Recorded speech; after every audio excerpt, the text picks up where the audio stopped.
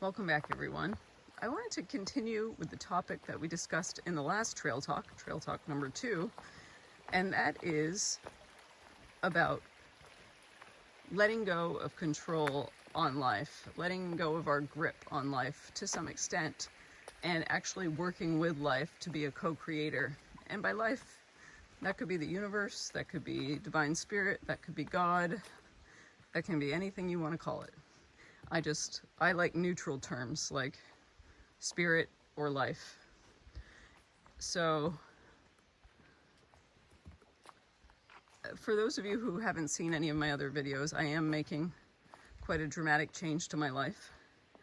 And there have been times when I have been finding it challenging to get things done that I know I need to get done, or making decisions about things, and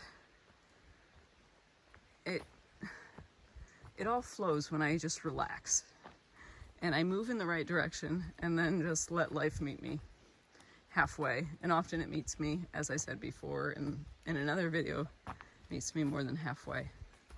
So I'm going to get into some of the changes that I'm making personally so that you can understand where I'm coming from. But first, I want to focus on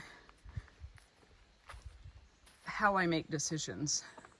And that is going to go hand in hand with this notion of co-creating, okay?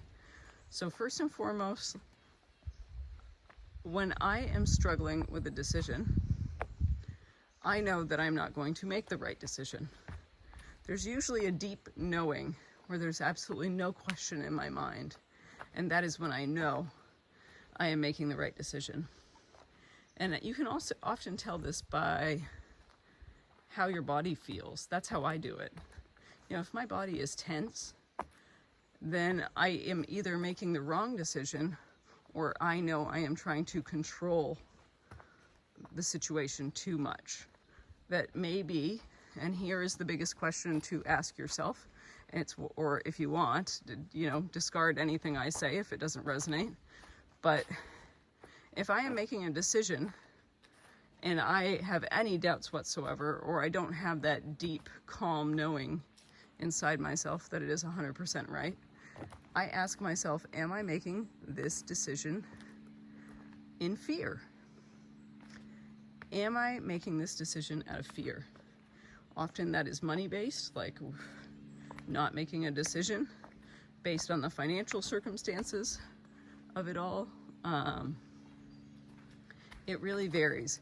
But if you find yourself about to make a decision based in fear, I personally would not make that decision. I would wait, even if you supposedly have to. And if anyone is pressuring you to make a decision, then you really need to look at everything very carefully. I found that when people pressure me to make a decision, they are pressuring me into making a decision that favors them, one that they like, that suits their interests and their needs. Excuse the airplane. I may be alone in nature, but I'm not alone in nature, if you know what I mean. And I usually just back out of anything where someone is pressuring me to make a decision, because there's just something wrong with the dynamic. Usually things need to flow. But in this case, the decision lies fully with me. And so, let's put it this way. I was going to stay here until next year, until my contract was up, even though I personally knew that it would be detrimental to my health. And as I started to heal from my trip to the emergency room, I realized I couldn't do another winter. I'm about 90% recovered from pleurisy, which is very much stress related since they found no underlying infections. And that is just one of the many challenges I have found health-wise living in such a frigid climate. It's glorious here 5 months out of the year, but the other months, whew, It is challenging for my body, and I think that's, again, because I was raised in a sunny, temperate place. Now, my decision was health-driven, and the decision I originally had made, which was, I'm going to stick it out, I'm going to go all the way to the end of my contract,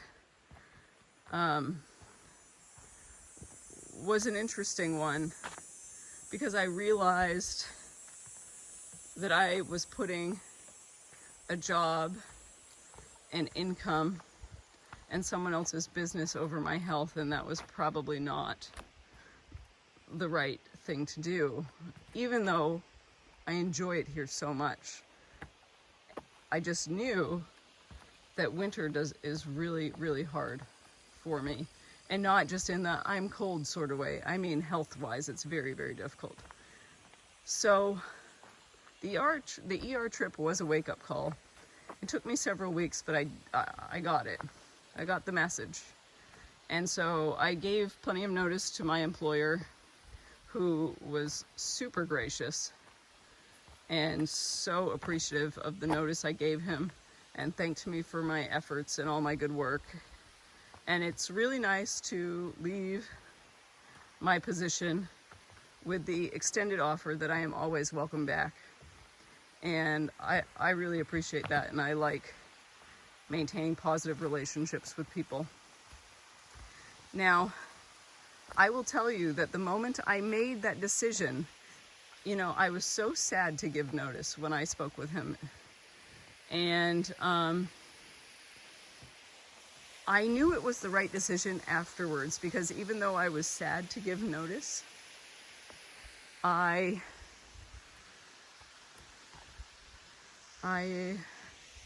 felt immense relief in my body.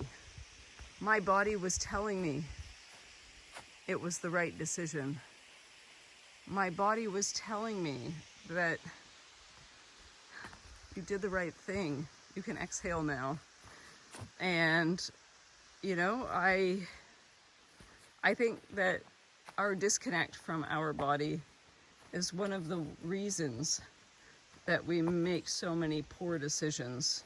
You know, we stay in our heads too much. I stayed in my head too much. And I'm saying all of this in case any of you can benefit from me just sort of sharing this. And I know it's rambling and meandering, but this is part of the decision-making process. And forgive me for not walking, but we are at a waterfall, and I'm just going to stay here and show you the trees while I talk, and then I will get you to the waterfall at the end of the video. So the co-creation thing is one piece. You know, am I gripping and trying to control life too much?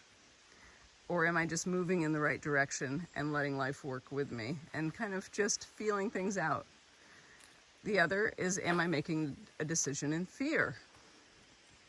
And if the answer is yes, I ask myself, what am I afraid of? Why am I making this decision, and what am I afraid of? And if the answer is yes, and I see that there are ways in which I'm making this decision out of fear, then I don't make it.